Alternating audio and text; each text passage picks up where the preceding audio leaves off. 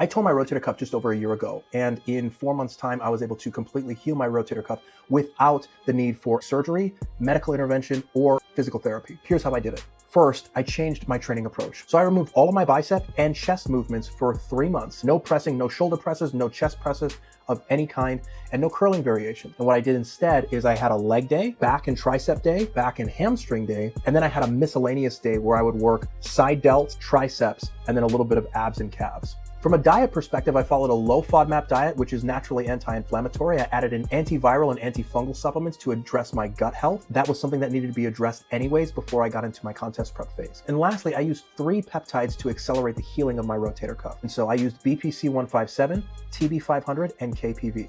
So TB500 is a systemic anti-inflammatory peptide that helps with tissue repair. It also promotes angiogenesis, which helps to create new blood vessels, and it improves nitric oxide production. BPC-157 does something very similar. It just has some more localized effects. And so I would inject right into my shoulder. The BPC and the TB500 worked together to accelerate tissue repair, while the KPV was helping to modulate inflammation as I was going through this gut health protocol. So I'm running an anti-inflammatory peptide stack that's also encouraging tissue repair.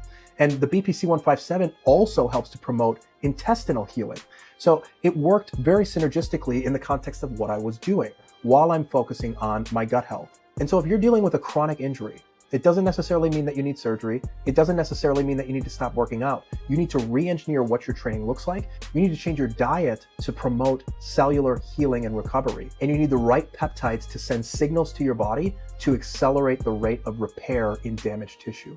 You do these 3 things strategically and in synergy, and watch your recovery time get cut in half. And listen, a lot of this stuff can be really over people's heads. And so if this seems like a lot, this seems very overwhelming, you don't know where to start, you don't know how to source these peptides, you don't know how to dose them, you don't know the frequency, you don't know what a low FODMAP diet is, there are perfectly healthy foods that don't serve certain individuals based on their particular gut microbiome. And so if you want help with this, I'd be happy to have a conversation with you. Comment the word repair down below. Let's have a discussion about where you're at. Let's identify some of the key factors that you're gonna need to focus on, specifically engineered for you, so that we can get you back on track faster. And so comment the word repair down below. Let's talk about it.